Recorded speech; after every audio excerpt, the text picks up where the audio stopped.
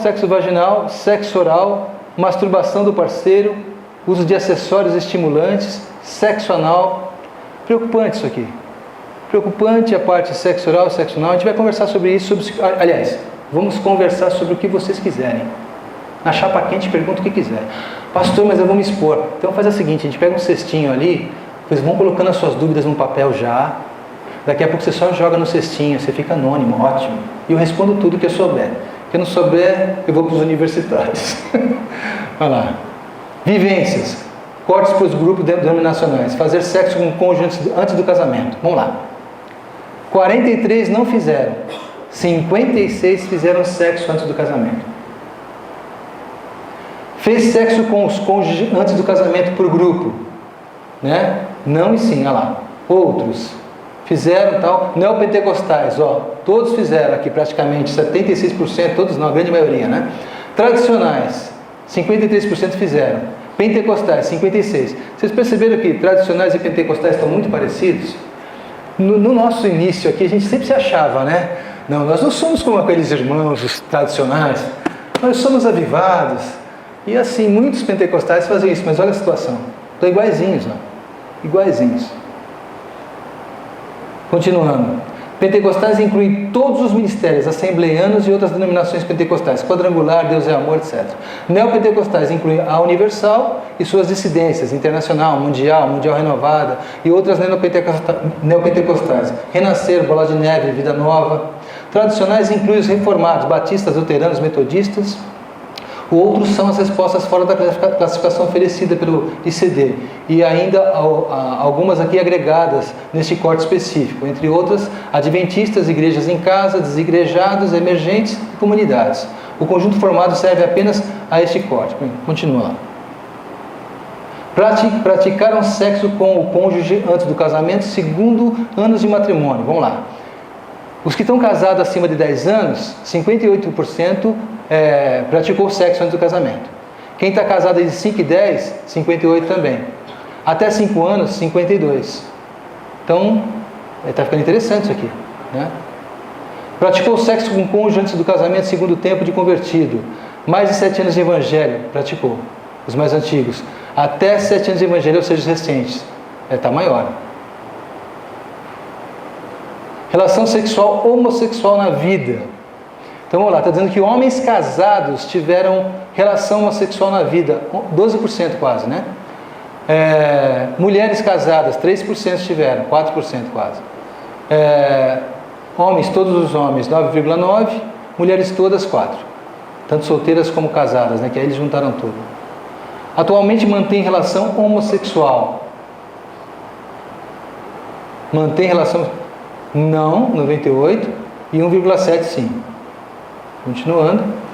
Você aceitaria a bissexualidade em um parceiro? Não.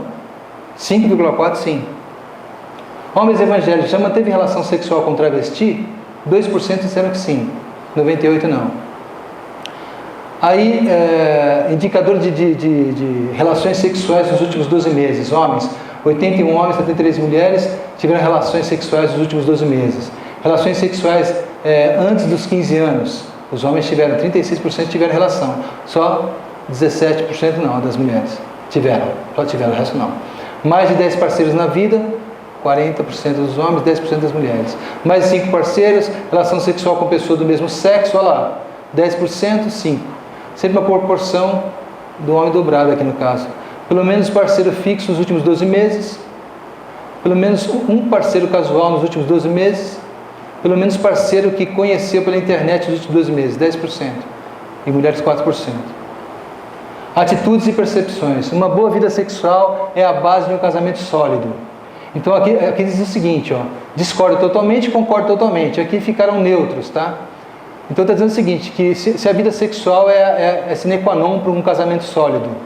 Aqui ficaram neutros 29%, 34% diz que sim. Então 34% a 25%, né? São quase 50%, mais 50%. 60% aqui. E aqui está dizendo discorda. Tá? O comportamento da igreja evangélica em relação ao sexo é muito hipócrita. 33% se abstiveram, né? 26% concorda totalmente, 19% também, ó, 4, 5. E aqui Comportamento da igreja evangélica em relação ao sexo é muito hipócrita, passou. Público-alvo, solteiros, viúvos e separados. Mesma coisa, tá aí. Na cama de um casal vale tudo, desde que ambos concordem. Olha o que eles estão dizendo aqui, ó. 37% dos entrevistados acham que isso é válido. 18% a 37%. Neutro 17%, e aqui 18% discorda. Homens casados evangélicos, a traição é motivo para o fim de um casamento. Aqui concordam, 24%, 13%, 30% ficam neutros, e aqui discordam, 17% e 13%. Essas perguntas poderiam cair para a gente discutir, tá? Todas elas, tá? Mulheres casadas evangélicas, a traição é o motivo para o fim de um casamento? As mulheres estão dizendo que sim, ó, 30%, 18%, uma grande fatia, 24% não, aqui é neutro, né, e 25% não. Os crentes costumam ser mais severos na crítica aos erros de ordem sexual dos irmãos e menos severos em relação a outros erros ou falhas de caráter. Aqui diz que isso é verdade, ó. Eles concordam. Neutro, aqui discorda. Então, eles concordam que sexualmente, erros sexuais são punidos com mais severidade, né? Você diria qual a sua vida sexual é insatisfatória, muito satisfatória. Estão dizendo que sexualmente são bem satisfatórios. Aqui ficou neutro, né? E aqui insatisfatório. Você diria que a performance sexual de seu cônjuge é? Aqui pontuaram bem, 50% pelo menos, né? E os outros 50% não. Neutro e outro. Homens casados evangélicos, a orientação pastoral pode ser edificante na vida sexual de um casal? Aqui está dizendo que sim, 35,8%, 19%. São assuntos que a gente pode conversar. Mulheres casadas evangélicas, né? A orientação pastoral pode ser edificante na vida de um casal? Deixa eu ver entre as mulheres e os homens qual a pontuação. Os homens acreditam mais nisso, né? As mulheres nem tanto. Um pouco menos, né? Continuando. Comportamento e percepções. Homens casados evangélicos, a frequência com que você atinge seu orgasmo. Os homens, né? Vamos ver se as mulheres da mesma forma? Menos, né, pessoal? Então, numa relação sexo conjugal, nem todas as mulheres chegam ao orgasmo nas relações que têm com seu esposo, né? Aqui estão no ponto 4. Os homens já parecem estar muito felizes, pelo visto. Eles têm que se igualar. Questões que são causa de atrito, dificuldades ou conflito no relacionamento conjugal. Olha só, pessoal, aqui é Likert, né? Ele está falando o seguinte, ó. Vida sexual. Nunca causa atrito, né? Ou frequentemente, ó, tá? 21%, 34%. O que eu estou vendo aqui é o seguinte: falta de atração sexual é um ponto sério, parece que aqui é o último, né? Frequentemente, 17%. Acho que o maior está aqui, né? Finanças, né? Finanças é o maior problema, né? O pessoal disse que o problema não era sexual. Geralmente está aqui, ó, 34%. Qual que é o maior aqui, ó? Falta de diálogo, 41%. Então, a falta de diálogo no casamento parece que é o que deteriora mais a relação, e problemas financeiros. A mulher precisa de segurança, estabilidade. Então, ela precisa ter um alicerce.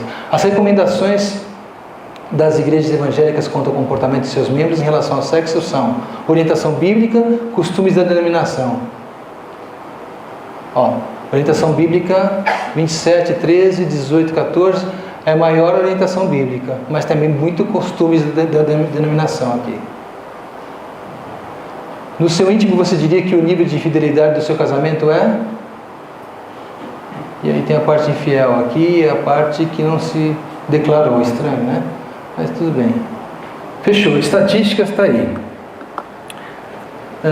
Deixa eu falar com vocês uma coisa com respeito ao sexo. Quando eu era garoto, eu tive experiências com pornografia muito cedo, muito cedo. Então, logo a gente vai falar, por exemplo, talvez a gente consiga entrar na construção do homossexualismo, consiga entrar na parte de vício sexual. Depois dessa palestra, eu vou parar perto do meio-dia e meio, a Shirley, meio-dia e 20, a gente vai almoçar, a Shirley volta falando de dependência emocional. Em seguida, a gente vai falar sobre todas as causas que levam aos vícios, aos desvios, os problemas de estrutura do homossexualismo, e também chapa quente, podendo perguntar e a gente conversar. Eu tive envolvimento com pornografia. Quando eu era garoto, para a gente ter pornografia, na década de 70 e pouco, Era difícil você ter pornografia. As revistas eram com tarja, a gente saía de um regime militar, todo mundo tinha medo da situação e tal. Então, para conseguir pornografia, você tinha que cometer 2 delitos. Um deles era a pornografia em si, o outro era ter que roubar a pornografia, porque o cara da banca não vendia.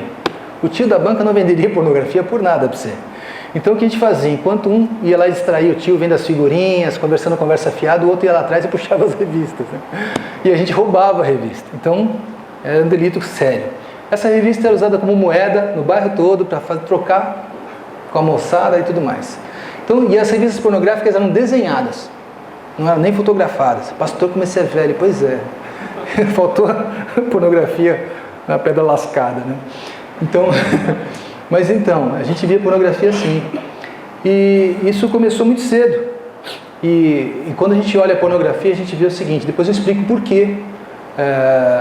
O vício, de um modo geral, tanto a pornografia, ele vem de uma construção, e a gente vai abordar esse assunto. Mas o que a gente pensa quando vê pornografia? Puxa, meu, é do jeito que o diabo gosta, né? E todo mundo quer ver como é que o diabo gosta, né? E vai naquela situação. Só que a gente acha que o diabo entende tudo de sexo. Não é isso que a gente entende? A gente começa com a falsa ideia de que o diabo sabe tudo sobre o sexo. Então vamos lá. Tem algumas mentiras que eu quero falar com vocês agora. Existem 3 mentiras a respeito do sexo que a gente precisa abordar. Uma mentira, a primeira mentira delas é a mentira de que Satanás ama o sexo. Já dá para construir em cima do que a gente veio falando até agora. A segunda é através da mentira de que o sexo pervertido é bom. E a terceira é através da mentira de que os filhos de Deus não têm direito de desfrutar do sexo. Queridos, vamos lá para a primeira delas. Do que a gente falou até agora, é fácil concluir que Satanás não ama o sexo. Eu estava falando de sorvete agora há pouco, falando de picanha. Deixa eu pegar esse assunto de novo. E aí, pastor, você vai falar disso de novo? Eu comi a bolachinha lá, mas já estou ficando com água na boca de novo. Então vamos lá, vou falar de novo. Aquele sorvete bonito, você vai levar a tua esposa para comer, a namorada, a noiva, lá no Viena, fazendo propaganda. Não ganho nada do Viena, mas eu lembro da taça, gente. Então a taça de sorvete, 6 bolas de sorvete com cobertura, uma delícia, dá para comer cada um com a sua colher. Ela fica de olho porque eu como mais rápido que ela, entendeu? Então ela fica de olho. Então assim, é uma delícia. Mas eu estou falando de sorvete e aí o irmãozinho e a irmãzinha dá uma golada, né? E o que acontece? Eu estou defraudando você, porque eu estou falando de sorvete e não vou te dar nada, né? Nem um valezinho de desconto lá no Viena. E é bem isso. Quando você gera uma expectativa em alguém que você não pode suprir, isso é defraudação. Você defrauda. Se eu estou falando de picanha aqui, você toda hora olhando e sentindo o cheirinho da fumaça já, assim, da picanha, eu estou defraudando você. Acontece o seguinte, toda hora que você é envolvido, sabe, crente fica, gente. Ah, tem uns adolescentes que eu tenho que puxar a orelha, pastor. Tem, eles ficam. Mas crente não é para ficar, né? Não tem ficante. Mas o que acontece? Tem crentes que ficam. O que acontece quando um jovem começa a namorar e o namoro dele é bem quente? Se a gente pode, lembra da excitação lá? Se a gente pode excitar simplesmente vendo, ouvindo e tal, imagine 2 jovens, por exemplo, se beijando, se tocando, se despertando, se conhecendo. O que acontece é que vai aflorar tudo aquilo e no final eu falo para o jovem, puxa, mas você não pode fazer isso. Porque olha, você vai defraudar, você não pode dar sexo para ela. Não, pastor, se ela quiser eu posso sim. Cara, você não pode. Lembra o que a gente falou? Sexo é quando você tem aliança com a pessoa. Você tem pacto com ela. Se você não tem, é perversão sexual. Então, a coisa parece que é, mas não é. Então, esses jovens, se tiver relação com a pessoa, o rapaz ou a moça, eles não têm sexo, na verdade. Aquilo é perversão sexual. Então, vamos lá. Satanás, ele não ama o sexo. Ele ama a perversão sexual. O sexo, segundo Deus, ele nem conhece. Ele odeia tudo o que louva e glorifica a Deus. Mas hoje de manhã a gente estava vendo que o sexo, segundo Deus pensou, nossa, puxa vida, é uma intimidade com Deus que glorifica, exalta, né? E na verdade faz com que você conheça a Deus, você conheça o seu cônjuge. Então na verdade foi criado para Deus para isso mesmo. Então Satanás não ama o sexo. Antigamente a gente tinha uma outra visão disso, né? Mas agora ficou bem claro. Através da mentira que sexo pervertido é bom. Pastor, você vai dizer que sexo pervertido não é bom? A gente falou aqui, prazer, tanto puro como impuro, é gostoso. Quem aprendeu a experimentar um prazer impuro, gosta do mesmo jeito. Então eu entendo o seguinte, não adianta você dizer que não é bom. Ou irmão, que você não pode sentir isso, ele está sentindo já. Então, o nosso trabalho, que a gente vai tentar conversar um pouquinho também, como a gente trabalha aconselhamento e o processo de cura, de restauração naquele que já está viciado ou acostumado com alguns prazeres, é interessante. Mas há uma mentira aí. O sexo pervertido, ele é gostoso, ele não é bom. Então, você chegar para alguém, um adicto envolvido em maconha, que fuma maconha, e falar para ele que a maconha é ruim, o que ele vai fazer? Fala, pastor, o quê? O problema é a larica depois que dá, mas na hora é muito bom. Aliás, se tivesse bastante maconha, não tinha problema nenhum. E assim, estão tentando legalizar. Esse Jean Willis está tentando legalizar a maconha, tá, queridos? É complicado isso aí. Ele, além disso, está abrindo mais essa porta aí para conseguir arrebanhar mais gente a favor dele. Então, vamos lá. A maconha, por exemplo, ela não é boa. Nós que não fumamos maconha, não usamos nenhum tipo de entorpecente, sabemos que ela não é boa, mas para quem usa é. Uma vez, eu ia para a faculdade, recém-casado, eu era magrinho, viu, gente? Acreditem, eu era magrinho. Eu tenho 113, estou começando um regime, tem que falar isso, né? Eu estou com 106 já e vai baixar. Aí o que aconteceu? Eu pesava 82 quilos, né? Por aí, né, esposa? 82. Eu já estava fortinho já, né? Você tinha me alimentado bem naquele período. 82 quilos. Aí eu estava na faculdade, passava na casa da mamãe. Recém-casado, o que a mamãe faz? Janta. Aí eu comia a janta da mamãe, que estava acostumado. Aí chegava em casa, ela falava, fiz uma comida que você gosta. O que você fazia? Sentava e comia também, né? Aí você ia só engordando. Então o que acontece? A comida da minha mãe é muito temperada, muito temperada. E eu só fui perceber isso depois que eu comi uma comida sem aquele tempero. E depois de um tempo, as mulheres ficam em paz, você começa a gostar da comida da esposa, e aí você estranha a comida da mamãe. Eu reclamava, né? Depois eu acostumei. Aí o que acontece? Eu lembrei o seguinte, eu ia comer na casa da minha mãe falava assim, uau, mas que comida sem sabor, parece comida de hospital, filho.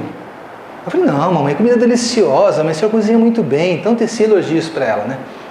Aí eu percebi que aquilo era reincidente, e percebi que ela colocava mais sal, que ela colocava aginomoto, que ela ia colocando outros temperos, então ela estava falando a verdade.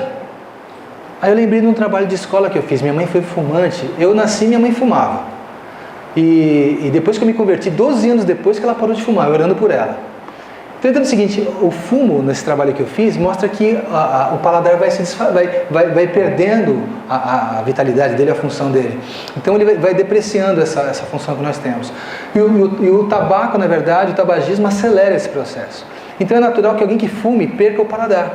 Fume muito, perca o paladar, ou seja, não tenha o paladar de uma pessoa saudável. Depois volta quando para de fumar. Mas no caso da minha mãe, ela estava no auge e eu entendi o seguinte, que quando ela falava que não sentia o sabor, é porque ela não sentia o sabor. Mas não é uma verdade universal, era particular dela. Ela estava com o paladar enfermo. E portanto ela dizia, filho, não tem sabor essa comida, mas a comida estava saborosa. Todos nós sentiríamos o sabor da comida, menos ela. Querido, quando alguém fala para você que sexo pervertido é bom, pastor, mas eu gosto dessa prática sexual. É natural, ele está enfermo. O paladar dele está enfermo, ele já acostumou com essa prática. E quando ele fala que gosta, sim. O maior problema é que nós começamos, depois de um tempo, da década de 50 para cá, 60, começamos nessa forma de relativizar as coisas. Perdemos o absoluto e começamos a dizer, se eu gosto, é bom. Desde quando que você gosta é parâmetro para dizer o que é bom e o que não é bom. Mas se eu gosto, é bom. E não é bem assim a situação. Aquela pergunta que estava lá, entre quatro paredes, pode-se tudo? Aí tem alguém que responde, não, se for de consenso entre os dois, pode. Vou dizer para você, quem está em aconselhamento restaurando quem está entrando nessa, sabe que não é bem assim. Teve casos, depois a gente entra nesses detalhes, mas falamos assim, sexo pervertido é bom? Para quem está na prática é bom. Mas na verdade quando ele começa a aprender o que é sexo de verdade, ele entende que ele está numa prática, que ele já está viciado e que ele não consegue fazer sexo senão através dessa forma pervertida, aí ele percebe o quanto ele está ruim para ele. Quando ele começa a entender que ele aprendeu sexo assim com pornografia, e queridos, pornografia não tem nada de sexo. Nada. Tem uma médica espírita e ela faz algumas palestras muito legais. Então ela fez uma sobre sexo anal. E na internet é fácil achar essa palestra sexo anal. Eu achei essa palestra, como ela é médica, eu vi. Aí eu estava na casa do Paulo e mostrei para o Rolando.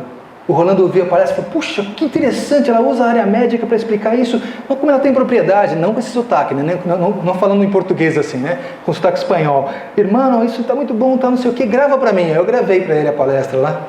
e escrevi lá, sexo anal, filme, dei para ele. Irmão, não vou poder levar o CD desse jeito, tem como riscar isso aí?